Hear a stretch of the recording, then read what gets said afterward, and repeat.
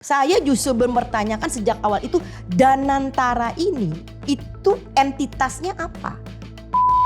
Artinya penghapusan pasal 9G ini memang mengembalikan lagi kepada posisi dulu yang memang sejak awal, mohon maaf, kami sebagai orang dari hukum perusahaan mengatakan yang bermasalah itu justru pencantuman anggota direksi, sekali lagi anggota komisaris sebagai penyelenggara negara, karena dia bukan penyelenggara. Anda boleh melakukan benchmark ke semua negara, tidak pernah memasukkan yang namanya anggota direksi gitu ya, itu sebagai penyelenggara negara. Filosofi pasal tersebut itu kan dibuat karena memang sudah ada pemisahan kekayaan negara, sehingga BUMN itu adalah badan hukum sendiri. Dalam hukum keuangan publik sama bahwa identifikasi terhadap pelakuan dia sebagai subjek hukum yang terpisah dengan negara, sehingga negara tidak boleh kemudian sebagai pemegang kekuasaan masuk langsung ke perusahaan. Dia bertindak hanya sebagai pemegang saham ya Prof ya. Maka batasan itu yang harus ditegaskan. Makanya kan keuangan publik menyatakan menolak dia sebagai keuangan negara. Karena apa? Karena kalau dia menyatakan dia sebagai keuangan negara dan perusahaan, berarti APBN akan menanggung semua rugi apapun ya Prof ya. Ini kan membahayakan.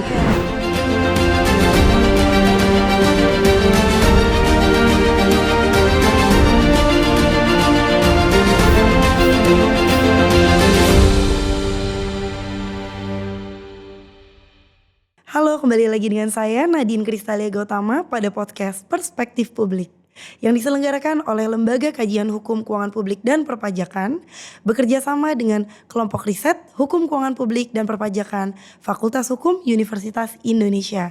Dan hari ini kami akan membahas tentang perubahan keempat Undang-Undang BUMN pada bulan Oktober 2025. Telah hadir dalam ruangan studio hari ini Profesor Dr. Yeti Komalasari Dewi SH MLI. Selamat datang Ibu. Selamat datang juga dan selamat pagi. Terima kasih Mbak Nadine sudah diundang ke sini. Dan juga sudah hadir dalam ruangan ini Bapak Dr. Dian Puji Simatupang SHMH. Selamat datang Bapak Dian. Terima kasih, selamat pagi juga. Baik, jadi memang hari ini kita akan membahas mengenai RUU BUMN yang baru saja disahkan oleh DPR ya minggu-minggu lalu. Dan ternyata dalam klausul-klausul yang baru ini, dalam undang-undang baru ini menghapus, ada klausul yang dihapus dan itu cukup substansial ya. Dan merubah konsep tentang penyelenggara negara di struktur organ BUMN. Yang tadinya direksi BUMN, Dewan Komisaris BUMN, juga Dewan Pengawas BUMN bukan merupakan penyelenggara negara. Dan ternyata klausul tersebut itu dihapuskan di dalam RUU BUMN yang baru disahkan. Selain itu juga ada transformasi lembaga kementerian BUMN menjadi Badan Pengaturan BUMN atau BP BUMN. Sebenarnya cukup menarik ya Prof dan Bang Dian untuk dibahas dari sudut pandang hukum perusahaan dan juga kita kombinasikan nih dengan hukum administrasi negara, memberikan sudut pandang yang berbeda. Mungkin untuk mempersingkat waktu kita bisa langsung saja ya Prof memulai diskusinya. Saya ada sedikit nih beberapa pertanyaan yang disimpan. Mungkin dari pertama saya ingin menanyakan terlebih dahulu gitu pandangan Prof Yeti. Bagaimana sih Prof menurut Prof Yeti nih dengan disahkannya undang-undang BUMN yang perubahan keempat ini?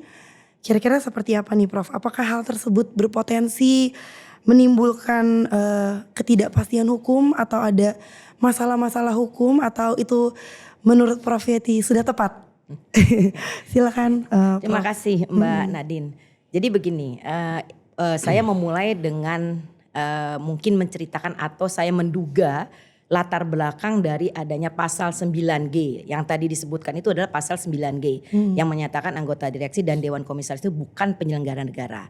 Saya menduga pada saat revisi, jadi perubahan ketiga ya, perubahan ketiga yang waktu itu saya diminta juga menjadi pakarnya waktu itu dalam RDPU gitu ya. Saya menduga pasal itu diadakan oleh pemerintah untuk merespon sebenarnya adalah Undang-Undang 2899 mengenai penyelenggaraan negara yang bebas dan bersih dan bebas dari KKN. Di mana di dalam undang-undang tersebut begitu ya ada pasal 2 Ya di pasal 1 itu menjelaskan siapa itu penyelenggara negara. Pasal 2-nya menjelaskan menyebutkan ya siapa saja penyelenggara itu. Nah, ada nomor 7. Nomor 7 itu adalah pasal 2 ayat 7 itu menyatakan pejabat lain yang memiliki fungsi strategis ya. Jadi itu ada di dalam pasal 2 ayat 7 Undang-Undang 2899. Nah, lalu di penjelasannya baru muncul yang dimaksud dengan pejabat lain itu ya, itu adalah sebenarnya anggota direksi, anggota dewan komisaris, kemudian pengawas gitu ya, BUMN, BUMD. Jadi sebenarnya dugaan saya pasal 9G itu merespon, memberikan pelurusan terhadap Undang-Undang 2299 ini. Mengapa? Karena memang tidak tepat. Kalau saya mengatakan dari sejak awal justru yang bermasalah itu bukan undang-undang BUMN-nya. Dari sejak awal itu yang bermasalah itu adalah undang-undang, ya mohon maaf dengan segala hormat, itu adalah memasukkan anggota direksi, anggota dewan komisaris sebagai pejabat negara, pejabat lain. Apakah di dalam konteks hukum perusahaan kita tidak pernah ya menyebutkan anggota direksi, anggota dewan komisaris sebagai pejabat? Tidak. Gitu ya. Dia anggota ya komisaris, ya anggota direksi. Jadi itu ya di perspektif hukum perusahaan. Kedua, jangan lupa juga kita ini Indonesia gitu kan ya, ini kan mau masuk menjadi anggota OECD. Nah, di OECD itu punya namanya OECD Guidelines on State-Owned Enterprise. Ya, di situ dijelaskan, kemudian dijelaskan apa sih, siapa sih itu misalnya direksi. Ya, anggota direksi ya. Artinya mereka itu memang berbeda. Mereka itu diberikan sebenarnya kekuasaan yang penuh. Jadi full operational di dalam mencapai tujuan dari pembentukan badan usaha milik negara itu. Tujuan pembentukannya tadi ditentukan oleh negara sebagai pemegang sahamnya. Ya, dan negara di situ disebut ya harus menahan diri untuk melakukan intervensi. Nah, negara baru boleh sebagai pemegang saham ya melakukan intervensi itu manakala justru BUMN-nya ini keluar dari tujuan pembentukannya. Jadi kita kembali lagi filosofi dasar negara mendirikan BUMN itu namanya aja badan usaha. Badan usaha itu adalah ya commercial entities. Hanya dimiliki oleh negara.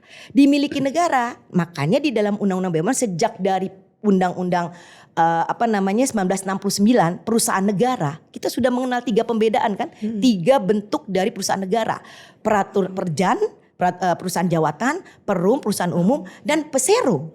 Nah, yang pesero ini Mbak Nadine itu dipertahankan ketika diubah menjadi undang-undang BUMN ya Dr. Dian ya waktu itu ya, Undang-Undang 19 2003 ya.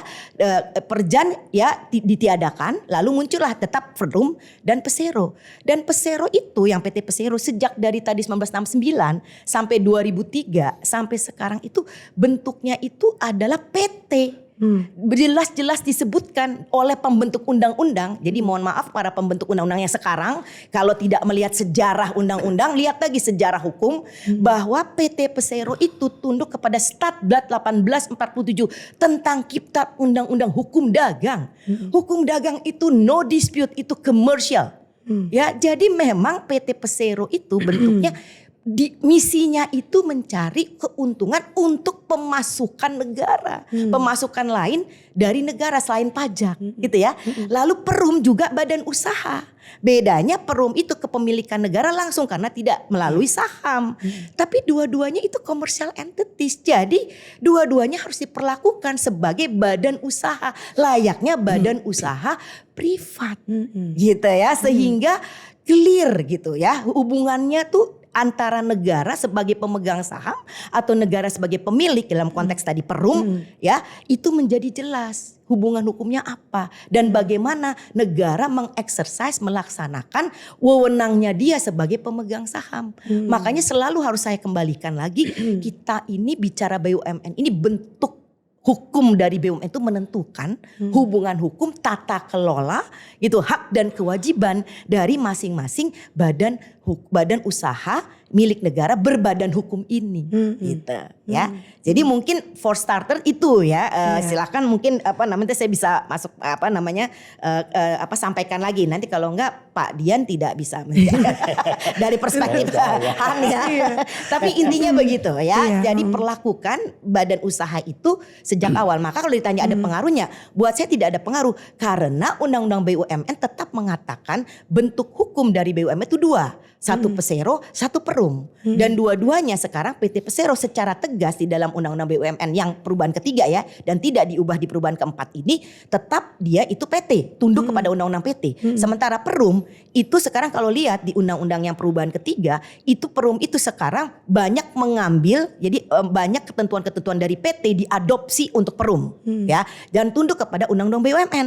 Jadi dua-duanya sekarang sudah ada aturan yang lebih jelas gitu. Ya, jadi kalau kemudian kembali lagi pada artinya penghapusan pasal 9G ini memang mengembalikan lagi kepada posisi dulu yang memang sejak awal, mohon maaf kami sebagai orang dari hukum perusahaan mengatakan yang bermasalah itu justru pencantuman anggota direksi, sekali lagi anggota komisaris sebagai penyelenggara karena dia bukan penyelenggara. Anda boleh melakukan benchmark ke semua negara, tidak pernah memasukkan yang namanya anggota direksi gitu ya. Itu sebagai penyelenggara negara.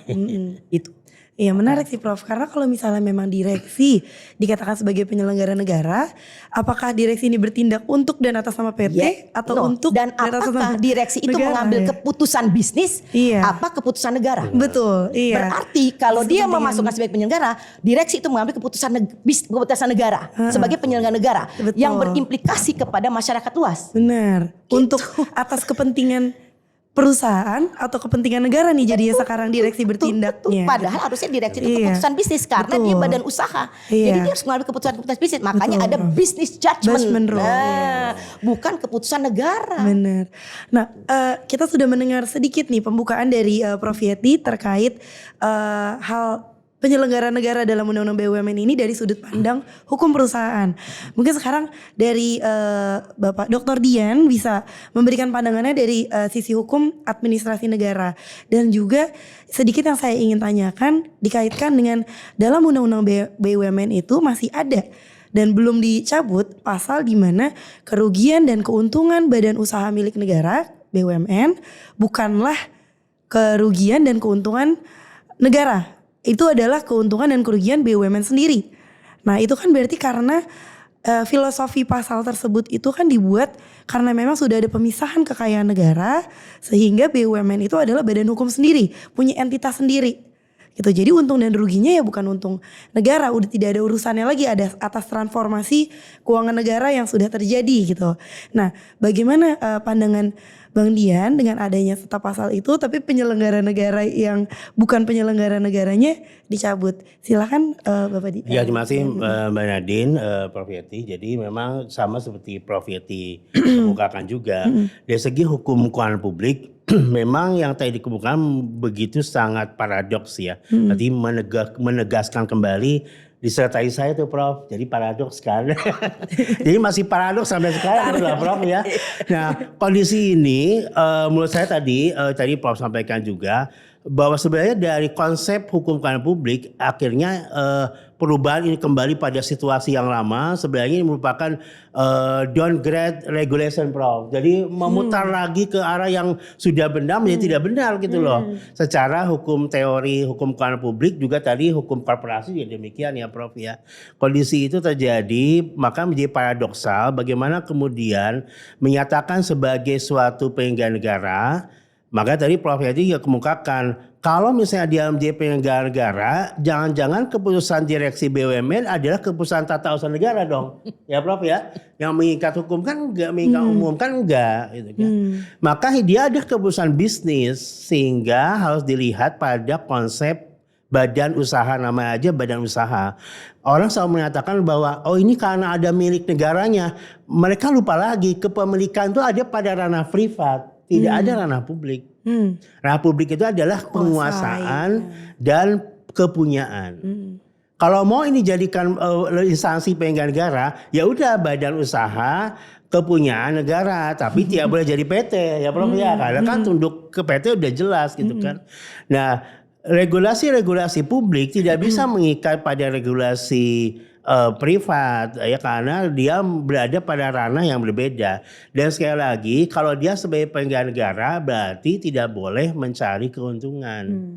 Pejabat publik tidak boleh nyari-nyari keuntungan, dia tidak boleh berdagang gitu ya Prof ya.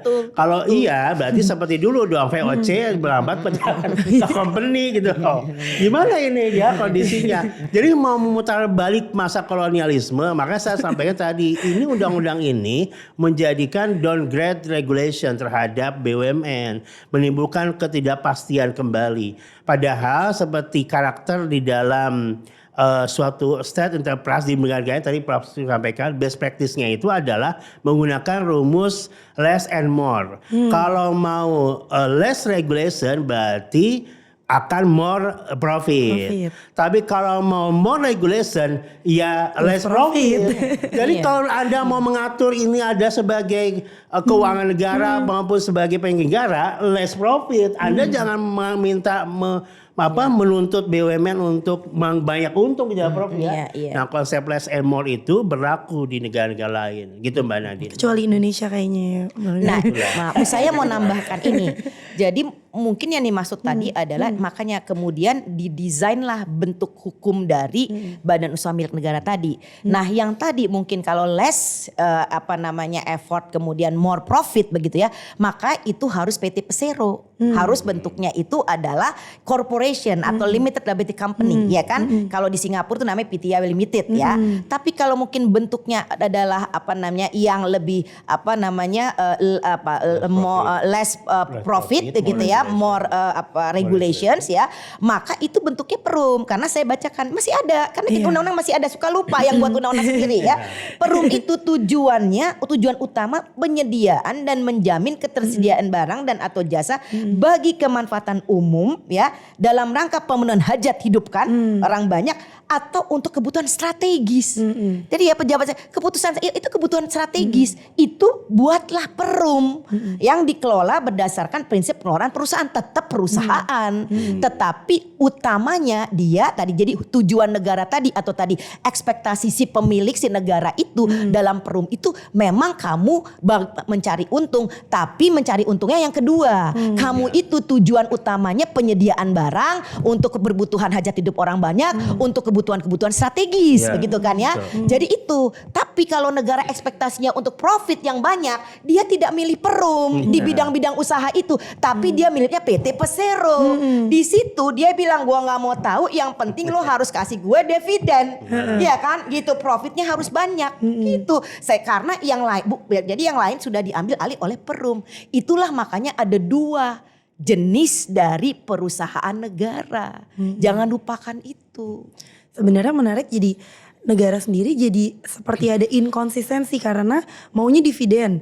Tapi kerugian negara, kalau misalnya ada rugi itu kan kerugian negara. Tapi apakah negara mau menanggung kerugian-kerugian negara seperti membayar hutang-hutang BUMN? Apakah negara mau menanggung membayarkan semua? Itu semua kan juga dibuat PT mungkin karena mau pembatasan itu sebenarnya kan. Tapi ya begitulah sekarang jadi. Tapi memang menjadi aneh ya Prof. Kalau dia sebagai pemegang saham nggak mau rugi kan aneh. Pemegang saham kan memang ada risiko bisnis ya. Ya, jadi begini sebenarnya kalau kita bilang, makanya ada kenapa disebut dengan separate legal entity kan gitu ya. Jadi negara sebagai pemegang saham, kalau kita lihat ya kalau PT Persero kan jelas sebagai pemegang saham, negara itu hanya diatur di pasal 3. Pasal 3 mengatakan negara kalau PT rugi, BUMN-nya rugi, negara tidak bertanggung jawab. Kan sama limited liability. Negara ya itu ada pejabatnya ya, baru bisa dipertanggungjawabkan, harus bayar-bayar tadi kalau ada 4 kriteria kan, termasuk si pejabatnya ini melakukan perbuatan melawan hukum gitu loh. Jadi artinya kalau penegak misalnya ya siapapun yang membuat itu khawatir bahwa dia nggak bisa memproses anggota direksi yang abuse of power, itu salah. Karena pasal 3 ayat 2 itu bisa dipakai juga untuk pemegang saham yang mewakili, bisa menteri kan mewakili negara nih. Kan kita nggak bisa dong namanya menggugat negara maksudnya gitu. Kan berarti kan anggotanya kan natural personnya kan. Kalau ternyata si pemegang sahamnya diwakili negara oleh menterinya atau siapapun nanti orang di situ, lalu dia mengambil keputusan yang melawan hukum, ya bisa diproses lewat pasal 3 ayat 2. Ini yang dalam konteks hukum perusahaan disebut dengan piercing the corporate veil. Itu teorinya. Nah, kalau anggota direksi itu yang namanya breach of prinsip jadi business judgment rule gitu ya. Yang dia mengambil keputusan itu tidak dengan itikat baik. Dia mengambil keputusan itu ada conflict of interest gitu loh. Ya, dia itu tidak penuh kehati-hatian gitu ya. Dia ini kalau tidak diambil keputusan bisnis yang tidak memenuhi seperti itu, bahkan dalam konteks BJR itu kalau kita lihat ya, itu dari kan kita adopsi dari Amerika Serikat. Itu dikatakan itu kalau dia bilang ya absent of abuse of power atau abuse of discretion disebut ya, maka pengadilan itu akan mengambil jarak. Artinya nggak akan memproses. Kalau cuman sekedar rugi. Tapi yang harus ditunjukkan itu adanya penyalahgunaan wewenang. Jadi kerugiannya itu karena ada penyalahgunaan wewenang. Jadi ada by design. Itu boleh digugat. Begitu. Jadi jelas ya ada perbedaan-perbedaan itu clear. Makanya kenapa kita tidak heran melihat badan-badan usaha PT-PT privat itu maju atau state owned enterprise di negara-negara yang lain maju karena mereka diperlakukan seperti private commercial entities. Iya. Ya karena kan business judgment rule itu kan pertama kali dibuat juga karena untuk melindungi direksi agar direksi itu berani mengambil keputusan. Kalau misalnya nggak dilindungi karena keputusan yang salah tiba-tiba selalu salahkan esensi dari bisnis Pak, Dokter Dian, esensi dari badan usaha tadi makanya itu kan dia mencari untung, tapi dalam mencari untung kan bisa rugi. Ada risikonya ya Prof ada risiko ya. Rugi, Iya, kan? ada risikonya. Artinya kan itu untung dan rugi itu risiko dagang. Kita selalu ngomong gitu. Kan itu risiko dagang. Kalau kemudian memang rugi harus rugi setelah dia mengambil keputusan dengan baik. Loh, nggak fair dong dia kemudian masuk dalam ranah korupsi gitu kan. Kasihan. Makanya ada neraca laba rugi kan, Prof. Betul. Iya. Kan neracanya untung terus ya. Untung dan untung. Neracanya neraca laba. Neraca laba dan laba. Itu jadi laba terus gitu ya. Kayak gitu juga sebenarnya tadi sampaikan Prof itu dalam hukum keuangan publik sama bahwa identifikasi terhadap pelakuan dia sebagai subjek hukum yang terpisah dengan negara, sehingga negara tidak boleh kemudian sebagai pemegang kekuasaan masuk langsung ke perusahaan. Dia bertindak hanya sebagai pemegang saham ya Prof ya. Maka batasan itu yang harus ditegaskan. Makanya kan keuangan publik menyatakan menolak dia sebagai keuangan negara. Karena apa? Karena kalau dia menyatakan dia sebagai keuangan negara dan perusahaan, berarti APBN akan menanggung semua rugi apapun ya Prof ya. Ini kan membahayakan. Dan orang-orang kalau kita sebagai pembayar pajak keberatan loh, ngapain bayar pajak saya untuk semua tindakan yang ada di perusahaan. Dan pemegang saham negara sebagai pemegang saham layaknya, dia akan punya banyak BUMN kan. Jadi sebagaimana pikiran bisnis lainnya, dia akan melihat nih BUMN yang menguntungkan yang mana dipertahankan. Menguntungkan kenapa? Karena direksinya bagus, profesional. Ya setiap tahun itu ada dividen masuk kepada negara. Tapi yang direksinya itu mohon maaf ya tidak punya tidak profesional begitu, ya dia ganti atau dia lihat kinerjanya. Lo BUMN ini kok idle terus, ngapain kalau kayak begitu? Ya udah restrukturisasi, merger kah kan gitu kan ya, diakuisisi dengan yang lain, bikin jadi hadir kemudian holding dan segala macam. Itu kan keputusan bisnis. Benar. Jadi pemegang saham tuh harus melakukan seperti itu lewat mana? Lewat keputusan dia sebagai pemegang saham. Nah, sebelum kita masuk membahas mengenai badan yang baru ini hadir BP BUMN, saya mau nanya dulu mengenai sekarang ini mekanisme pengawasan sekarang. Pengawasan terhadap organ BUMN ini. Sekarang kan berarti dengan dihilangnya klausul organ BUMN bukanlah penyelenggara negara, dapat diasumsikan undang-undang sekarang ini organ BUMN jadi penyelenggara negara lagi kembali seperti dulu diasumsikannya gitu kan, karena nggak ditegaskan juga apakah sekarang jadi penyelenggara negara gitu. Nah tapi yang saya baca walaupun ini baru dari berita karena saya belum baca draft RUU-nya, kewenangan BPK dalam memeriksa BUMN ini diberikan kewenangan lebih lagi nih sekarang, dan mungkin apakah sekarang KPK juga jadi berhak memeriksa direksi BUMN tersebut dan pengurus-pengurus lainnya gitu dalam tindakan-tindakannya yang dimana kedudukannya dia sebenarnya sebagai pengurus perseroan gitu. Tapi sekarang jadi mekanismenya dari undang-undang ini akan berdampak seperti apa ya gitu. Mungkin dari sisi administrasi negara dan dari dari hukum perusahaan seperti apa gitu. Silahkan mungkin dari Prof Yeti terlebih dahulu Kalau ya. saya tadi saya seperti yang pertama ya, dan Mbak Nadine saya koreksi. Jadi organ, kalau kita bicara organ PT Iya. itu kan 3, rapat umum pemegang saham, direksi sama dewan komisaris. Kan itu sebenarnya. Ya, kalau kita bicara Perum itu adalah pemerintah jadi pemegang saham, terus nggak ada pemegang saham ya, jadi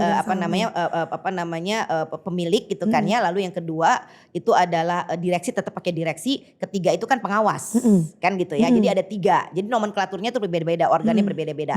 Jadi yang sebenarnya ada yang harus kita lihat itu adalah jadi statusnya itu status badan usahanya.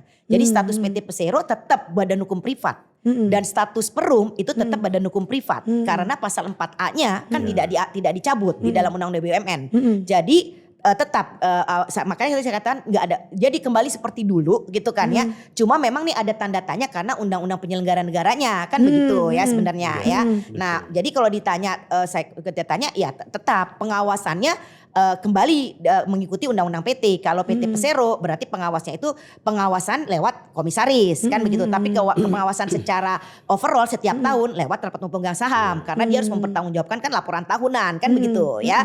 Nah, jadi tadi wewenangnya pemerintah atau negara itu dieksersis melalui pemegang saham lewat rapat umum pemegang sahaman atau lewat hal-hal tertentu karena Undang-Undang PT mengatakan rapat umum pemegang saham which is itu adalah negara itu memiliki wewenang yang tidak diberikan kepada direksi, yaitu wewenang direksi itu adalah wewenang pengurusan dan juga wewenang perwakilan ya, lalu yang tidak diberikan kepada dewan komisaris yaitu adalah wewenang pengawasan dan wewenang pemberian nasihat.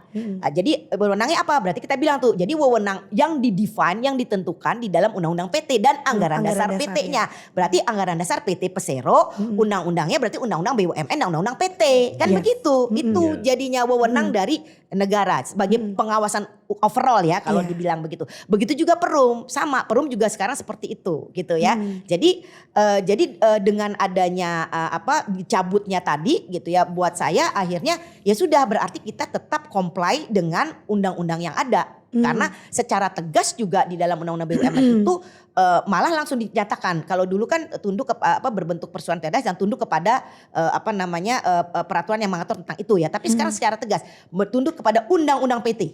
Itu orang untuk PT Persero. Itu kan belum diubah ya Dr. Dian ya. Begitu juga ya. Kalau Perum berarti tunduk kepada Undang-Undang BUMN. Jadi kita mengikuti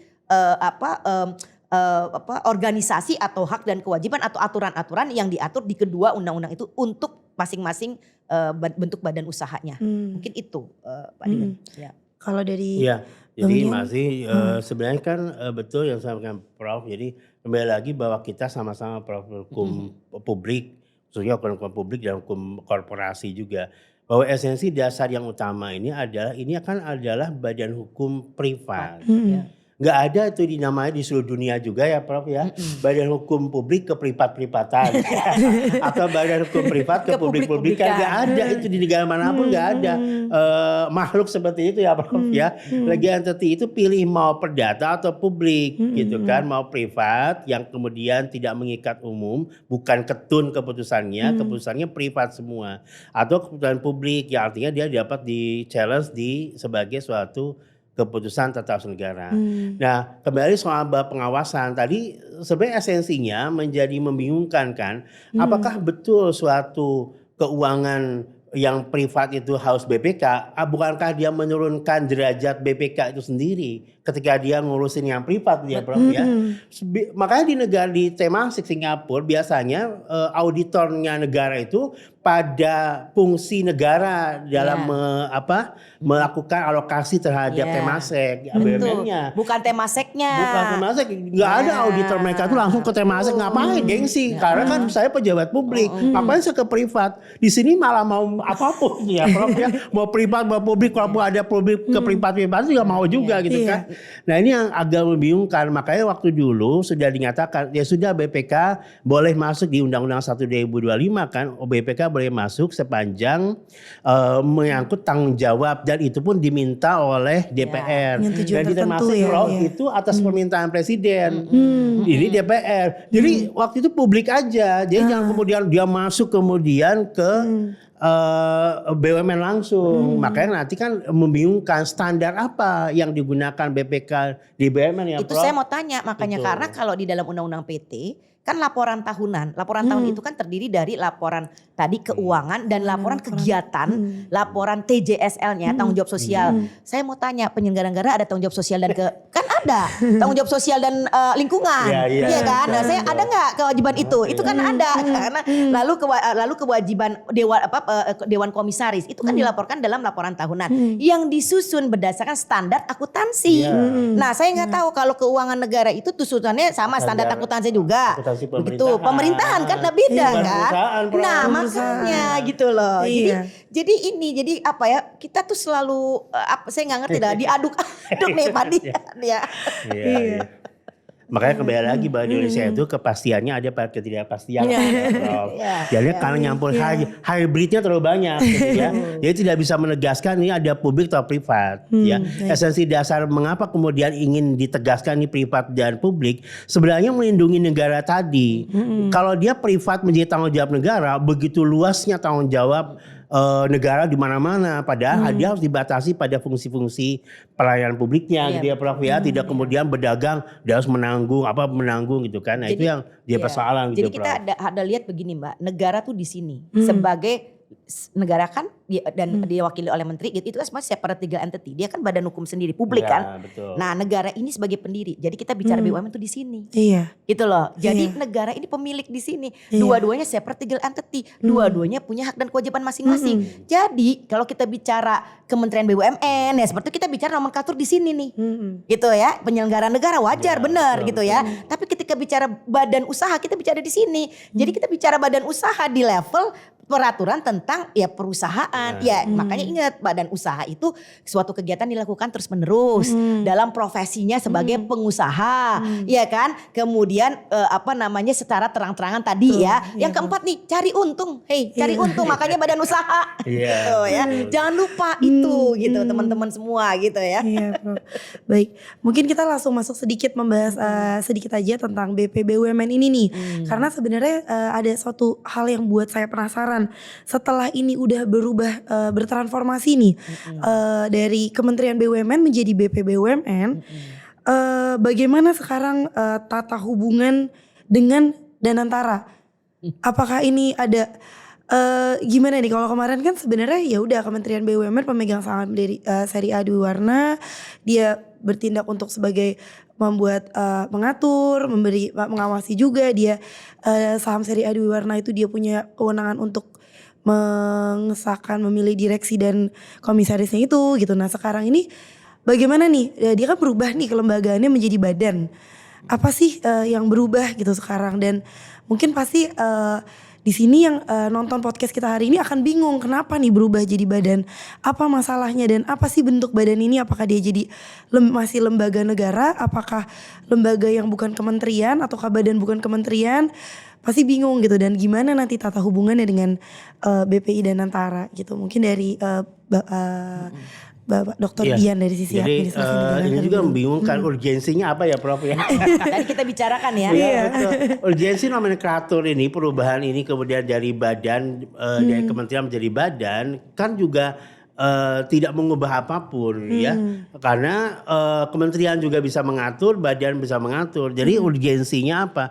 Ya, waktu itu kan secara teoretisnya, saya hukumkan publik, dulu itu begini, dibuat ada kuasa publik, kuasa privat Prof waktu itu Prof ya. Jadi waktu itu dinyatakan ya sudah kuasa publik memegang saham seri A dengan 7 tindakan yang harus mendapat izinnya gitu kan Prof ya.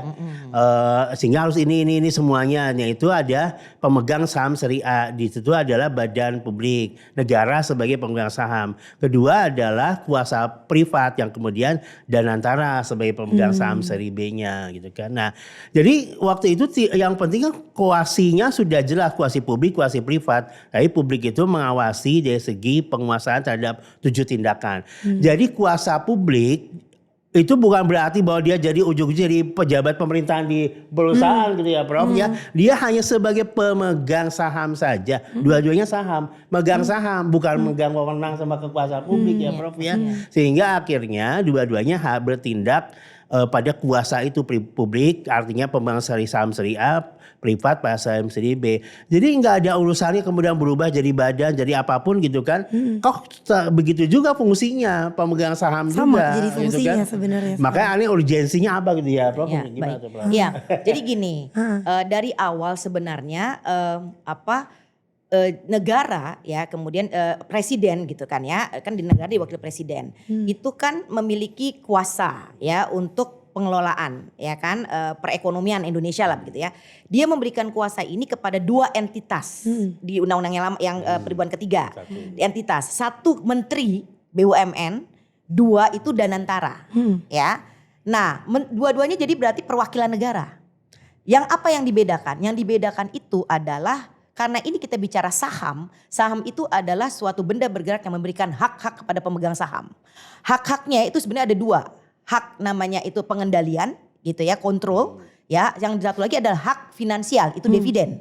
Nah sebenarnya hak negara ini dipecah di dalam saham itu ya. Yang satu hak mengenai pengendalian itu diberikan kepada Menteri BUMN ya. Pengendalian berarti dia mengendalikan, artinya oke, saya cuma 1% ya secara 99 gitu ya. Kalau kenapa bedanya? Tapi 1% ini akan menentukan kamu boleh A, B, C, D, E.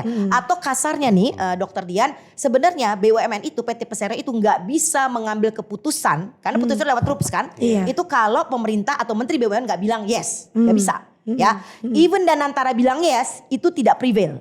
Nah, Danantara karena tadi didesain sebagai katanya ya, walaupun katanya mau jadi lembaga investasinya sovereign wealth fund, makanya kenapa diberikan 99% sebagai dividen. Jadi dia itu kalau nanti PT BUMN-nya itu dapat dividen, 99% itu mengalir ke Danantara, di-pool nih di Danantara. Sama Danantara diputerin ya katanya. Nanti baru untungnya baru dibagi ya. Kalau untung ya. Kalau untung. Nah, makanya sebenarnya dari awal nggak ada persoalan untuk Kementerian BUMN. Itu pertanyaan saya.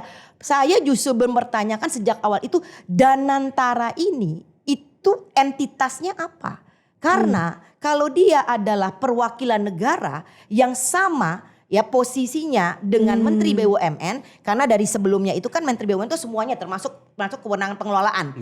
Kan yang dikeluarkan ya kewenangan pengelolaan BUMN dikasih ke Danantara. Berarti kalau kita lihat dari wewenangnya Danantara kan pengelolaan. Nah, berarti posisinya Danantara kan sama dengan Menteri BUMN. Kalau sama dengan Kementerian BUMN, berarti Danantara tidak bisa melakukan kegiatan usaha langsung dong. Tetapi di dalam Undang-Undang BUMN perubahan ketiga dan kayaknya sampai sekarang masih ada, itu kan ada pasal 3H yang mengatakan Danantara badan itu dapat melakukan investasi secara langsung atau tidak langsung. Investasi itu melakukan commercial activities. Dia melakukan kegiatan usaha. Lah jadi Danantara boleh dong melakukan kegiatan usaha. Itu persoalannya. Jadi yang belum clear sampai sekarang sebenarnya hubungannya itu Danantara dengan negara lagi. Sementara katanya diatur lewat peraturan PP ya. Sekarang kapan Danantara itu, jadi nomenklaturnya apa Danantara membagi keuntungan kepada negara? Karena kalau dividen nggak bisa. Dividen itu melekat pada saham. Saham itu harus PT Persero. Maksudnya ada dalam undang-undang PT. Kan gitu ya. Jadi laba, jadi bentuk keuntungan yang diberikan oleh Danantara kepada negara itu bagaimana? Kapan? Kan ini belum jelas ya gitu. Ya, berdasarkan apa? Ada perjanjiannya enggak? Gitu ya. Nah, kan sampai sekarang belum jelas. Ya. Coba, cuma dibilang begitu kan akan membagi kalau keuntung. Kan pertanyaan questionnya, oke, kapan dia? Ada enggak? Ya kemudian bentuknya apa? Ya kan Kan kalau yang dulu kan jelas dividen. Dividen dari BUMN itu langsung mengalir ke BUMN sama Kementerian BUMN akan dialokasikan, didistribusikan. Betul. Nah, jadi itu justru yang belum jelas. Maka kalau ditanya BP pengaturan, saya juga bertanya sejak awal, kenapa BP pengaturan? Karena saya paham dari baca. Katanya pemisahkan regulator sama operator. Katanya melihat kita punya dulu contohnya ada di dalam konteks undang-undang migas kita mengenal ada badan pelaksana dengan badan pengatur.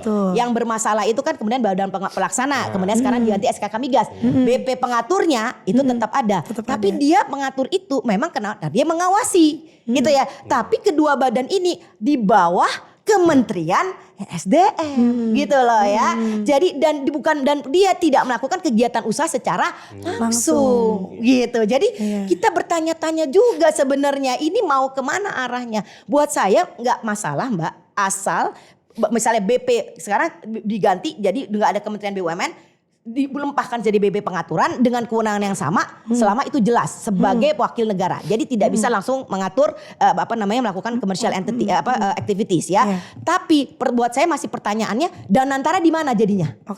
Danantara nih di mana nomenklaturnya ya? Apakah dia bergabung di sini nanti? Gitu kan ya, atau dia mau karena saya sudah menjelaskan, atau Danantara ini kemudian mau dijadiin sebagai holding investment. Karena kan kita udah punya holding operational holding kita udah punya, yaitu adalah PT Biro Klasifikasi Indonesia sudah ditentukan ya. Tapi kalau yang holding investment itu kita belum punya. Nah kalau memang Danantara itu mau dikatakan sebagai holdingnya investment yang memang melakukan investasi memang seperti SWF, ya udah tentuin di situ. Tapi dia menjadi badan usaha. Dia bukan menjadi badan super yang disebut nah super gimana Pak? Sekarang pun orang mengatakan super holding, padahal super holding itu adalah dari holding company. Berarti kan itu memang Danantara itu kan perusahaan. Kan? Jadi gitu loh, perjelas aja. Ini karena kita saya nggak tahu ya apakah memang sengaja tidak mau diperjelas atau memang mohon maaf ketidaktahuan. Tapi buat saya pasti dong ada orang-orang hebat di sana yang paham.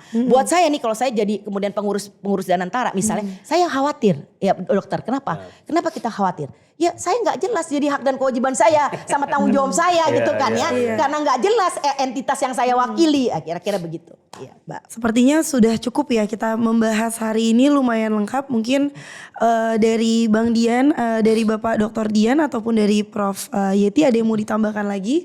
Apa mungkin ada pesan untuk pembuat undang-undang ataupun pemerintah gitu, apa sih sebenarnya yang harus dilakukan sekarang gitu, atau bagaimana cara menjaga keseimbangan antara akuntabilitas dan fleksibilitas gitu bisnis BUMN di bawah kerangka hukum pasca perubahan undang-undang BUMN yang keempat ini gitu. Mungkin sedikit terakhir dari Bapak Dr. Dian dan kalau Bapak saya Prof. melihat bahwa kalau kita cita-citanya menginginkan suatu perusahaan negara yang maju dan berkembang sebagaimana negara-negara lain, maka terapkanlah secara konsisten konsep teori less and more tadi. Jadi more regulated ya less profit gitu ya. Mau more profit ya less regulated gitu kan. Dia tidak bisa kemudian dicampur adukan. Itu konsep paling penting kalau mau menjadikan BUMN semakin berkiprah bagi kepentingan nasional pada umumnya. Begitu Mbak Nadine. Baik. Saya sepakat, tapi saya menekankan perlakukan BUMN itu seperti sifat dia sebagai badan usaha, kan begitu ya. Dengan tentu saja teori-teori dari badan usaha swasta tadi, ya. Kalau saya menambahkan, Pak Dr. Dian mengatakan mau maju, mau berkembang dan mau berdaya saing secara global, gitu loh. Kalau kita mau memiliki badan perusahaan negara ya atau BUMN yang memang bisa berdaya saing global, yang bisa memberikan mencapai tujuan pembentukan dia sebagai salah satu sumber pendapatan negara. Tolong perlakukan dia sebagai entitas bisnis, ya. Entitas bisnis sendiri ada teori-teori mengenai hukum perusahaannya. Tetap harus ada good corporate governance, tetap harus ada gitu kan ya, tanggung jawab pengambilan keputusan bisnis tetap ya. Dan yang terakhir jangan lupa ya, ini saya adalah bebaskan dan lepaskan BUMN dari segala kepentingan, baik itu kepentingan politik, kepentingan ya kelompok tertentu gitu ya, berbagai kepentingan selain dari kepentingan bisnis dia. Kenapa? Dengan kepentingan bisnis dia dapat mencapai sekali lagi ya, tujuan pembentukannya untuk siapa? Untuk negara sebenarnya, untuk si pemegang sahamnya gitu ya. Biarkan dia mendevelop dirinya sebagai suatu entitas tanpa ketakutan bahwa setelah keputusan bisnis dia selalu harus diancam dengan atau selalu akan dipertanggungjawabkan di hadapan mungkin tadi ya hukum pidana atau korupsi dan segala macam gitu. Jadi saya yakin kalau itu kita lakukan dan para pembentuk undang-undang itu paham esensi dari badan usaha milik negara ini gitu kan ya. Dan kita sama-sama sebagai warga negara juga ya, kita mengawal ini, jadi mendudukkan persoalannya ini dengan tepat. Saya yakin kita bisa menghasilkan BUMN yang bagus, yang bisa berkontribusi kepada cita-cita kita untuk menyejahterakan gitu ya tentu saja ya. Sebagaimana negara-negara lainnya, gak usah jauh-jauh di negara ASEAN saja. Sebagaimana Malaysia, sebagaimana Singapura, gak usahlah kita jauh-jauh ya. Nah, kita harus menjadikan BUMN kita seperti itu. Itu kayaknya. Jadi jangan lupa Prof yang kemarin Mbak Nadine tahu juga bahwa Bank Dunia merilis bahwa BUMN Indonesia bahkan kinerjanya lebih buruk dan tidak inovatif seperti swasta. Kan ini suatu tantangan ya Prof ya. Bank Dunia aja sudah menyatakan begitu gitu loh. Betul ya. Baik. Oke, Prof Yeti pertama terima kasih banyak Prof sudah meluangkan waktunya hari ini dan juga Bapak Dr. Dian terima kasih sudah bersedia dan meluangkan waktunya hari ini. Sampai juga kita di penghujung diskusi hari ini. Pemerintah memang masih memiliki tantangan untuk menjadikan BUMN dapat bersaing secara global, berkembang dan berinovasi. Dan penting untuk diperhatikan kita untuk memperlakukan BUMN itu sebagai selayaknya entitas bisnis. Nah, marilah kita lihat pasca perubahan keempat Undang-Undang BUMN ini, apakah dapat memberikan ruang yang lebih luas untuk BUMN berinovasi dan berkembang, ataukah sebaliknya. Sampai berjumpa di podcast selanjutnya. Saya Nadine Kristalia, pamit untuk undur diri.